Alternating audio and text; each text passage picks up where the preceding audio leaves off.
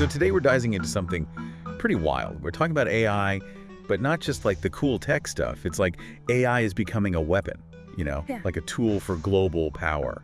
And the big question we're looking at today is China using their AI to like mess with Western economies? Yeah, it's a huge question, and the timing is, well, really interesting with everything that's been going on. For sure. Both the US and the UK have made some pretty big AI announcements lately. Yeah, and they've each gone about it in their own, their own way. Totally. So you've got Keir Starmer over in the UK. He wants to turn Britain into like an AI superpower. He's talking about a 14 billion pound investment setting up these AI growth zones. And he wants to make a bunch of public data available for AI research. I was reading about that in Reuters, and it seems like he's really hoping AI can boost the UK economy, kind of like a long-term strategy. Exactly, yeah. Then you've got Trump over in the US. And, well, in true Trump fashion, he came out with this huge $500 billion AI plan. He calls it Stargate. 500 billion. Yeah, right. That's a lot of zeros. It is. And according to the Times of India, it's backed by, like, OpenAI, Oracle, SoftBank, and the whole thing is very much about, like, creating jobs now and making sure America stays on top in AI. But even with those big names attached, it sounds like there's some people who aren't so sure about it. Didn't Elon Musk like publicly say he has doubts about the funding, and wasn't he a Trump advisor? He was, yeah. It's pretty wild. And it's created this whole, this whole public fight between Musk and Sam Altman, OpenAI's CEO. You can read about it in the Economic Times. It's pretty messy. So it's almost like there's this drama going on within Trump's own, inner circle. It's like a reality show playing out right in the middle of this global power struggle. It's kind of crazy. But what I find really interesting is that while the US and the UK are, making these announcements and dealing with all this drama, China's been quietly doing its own thing and making some really impactful moves. Oh, absolutely. And I think this is where things get really, really interesting. You have this Chinese chatbot called DeepSeek, and seemingly out of nowhere, it just explodes in popularity. Yeah, it's crazy. I read in an article about DeepSeek that it became the most downloaded free app in the US, and they built the whole thing for way less than what Western companies are spending. That's the thing, right? They're using a lot of open source technology, which basically means they're using code that anyone can access and work with. Plus, they're using these less powerful and cheaper chips. So they're able to do some really impressive things without needing all the expensive hardware that a lot of companies in the West rely on. So DeepSeek is making waves, no doubt. It's even causing some, some trouble in the stock market. Companies like NVIDIA, Microsoft, and Meta are all feeling it. And it makes you wonder, was this all part of China's plan? Did they release DeepSeek on purpose to, like, disrupt things? Yeah, that's the big question, isn't it? I mean, you have to consider China's, you have to consider their history. They've always been very strategic when it comes to the economy. And when you think about it, they have access to cheaper chips. Plus, they have this huge open source community. That could be a seriously powerful combination. So it's like they're saying, hey, we're here and we're ready to compete. Exactly. It's interesting because China's next move, it might not be like a direct attack. It could be more about just, subtly changing things. What do you mean by that? Well, imagine if they start putting a ton of money into like AI education and training, and not just inside China, but like offering programs and partnerships all over the world. Oh, so they'd be building a global workforce that knows how to use their AI. That's pretty smart. Right. It wouldn't be about like restricting access or anything. It'd be about making their tech so common and easy to use that it just becomes, the default choice. I see what you're saying. It's like a soft power move. Yeah. What about businesses, though? Could China get companies to use their AI? Oh, absolutely. They could offer like financial incentives, partnerships, maybe even give them special treatment in certain markets just to encourage them to choose Chinese developed AI. That makes sense. But I mean, the US and Europe wouldn't just stand by and watch this happen, right? What can they do to kind of push back? Well, there are a few things they could try.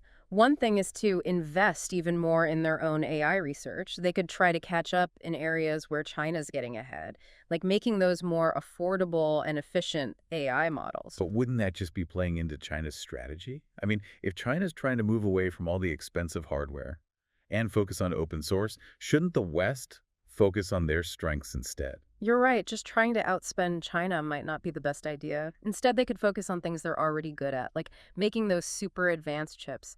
Remember, even though DeepSeek uses those less powerful chips, the really cutting-edge AI still needs those really powerful chips. And that's something the West is still really good at. So double down on what they're already good at and try to keep that technological edge. What else could they do? Another option is to try and get Western AI companies to work together more. Right now, it's very competitive. Everyone wants the biggest piece of the pie.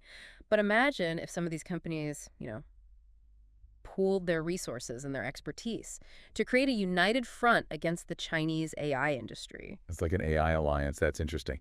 But wouldn't that be hard to actually pull off? I mean, these companies are really competitive with each other. It would be a huge challenge, for sure. But if they start to see China as a serious threat, they might be more willing to, put their differences aside and work together. And then there's the role of government, too. Right. Governments are a big part of this. What could they do? They could make policies that encourage companies to work together, maybe even offer funding or tax breaks for joint ventures.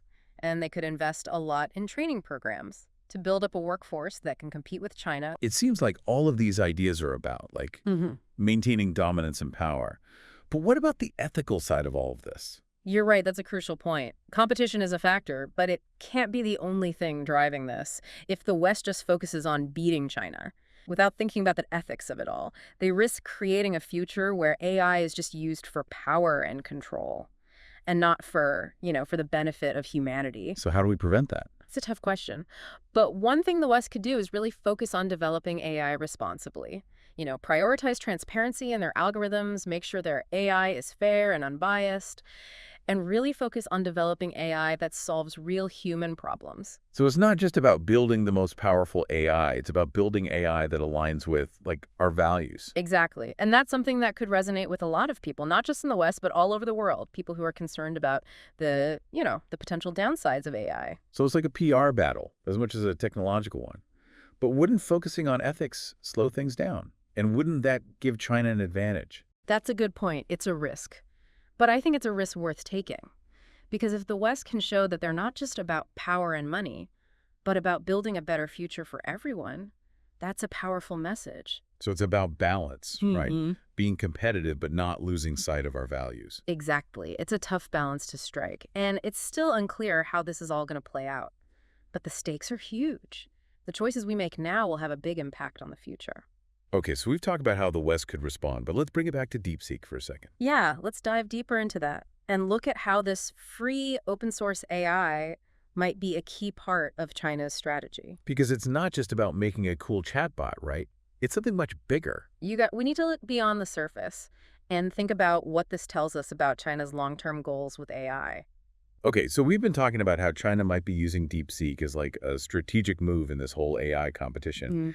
But for those of us who aren't, tech wizards, can you explain why this free chatbot is such a big deal? Sure. I think the first thing to understand is what open source actually means.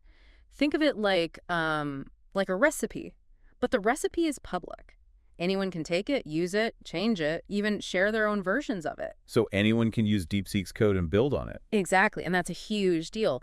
It means that instead of just one company controlling the tech, you have a whole community of people around the world working on it and improving it. That sounds amazing, but isn't there a risk that someone could use it for bad things? That's a good point. It's one of the big debates about open source AI. There's always a chance that it could be used for things like making deepfakes, spreading misinformation, or even developing autonomous weapons. So it's kind of like a trade-off. It allows for fast innovation and collaboration, but it's also hard to control how it's used. Right, and that's why talking about ethical AI is so important. It's not just about who has the best AI. It's about making sure it's used for good and not for harm. Okay, so back to DeepSeek. How does this open source approach fit into what China's trying to do with AI? Well, think about it this way. By releasing this powerful AI tool for free, China's basically making it easy for anyone to get started with AI. Individuals, businesses, even governments, who might not have the money to develop their own AI, can now use DeepSeek. So is it like they're making AI more accessible to everyone? Yeah, exactly. And that could really change how AI develops in the future. Imagine a world where it's not just a few big tech companies controlling AI, but a whole bunch of different people and groups all contributing and innovating. That's a cool idea. But wouldn't that mean China makes less money? I mean, DeepSeek is free. You're right, they're not making money from DeepSeek directly. But for them, it's about more than just, short-term profit. By making their AI tools available everywhere, they can gain influence in other ways.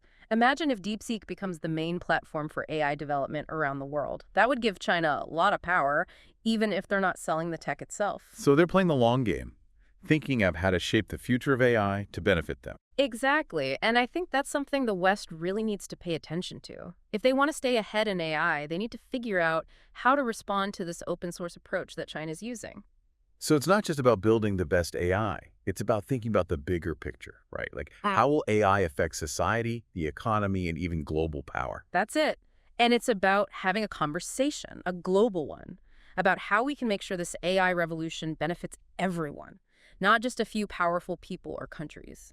Well, I think that's a great place to wrap things up for today. We've talked about a lot, from how world leaders are using AI to this free chatbot that's shaking things up. It's been a great discussion, and I think it shows just how complicated this whole AI revolution really is. Definitely. I hope our listeners now have a better understanding of, what's at stake in this AI competition, the potential benefits and risks of open source, and why it's so important to talk about the future of AI in a thoughtful and inclusive way. Yeah, because in the end, the future of AI will affect all of us. It's not just up to tech companies and governments. We all need to be part of this conversation. So, to our listeners, we leave you with this question. How do you see AI shaping your own life? And what role do you want to play in this whole thing? Because the future of AI is being written right now, and we all have a part in writing that story.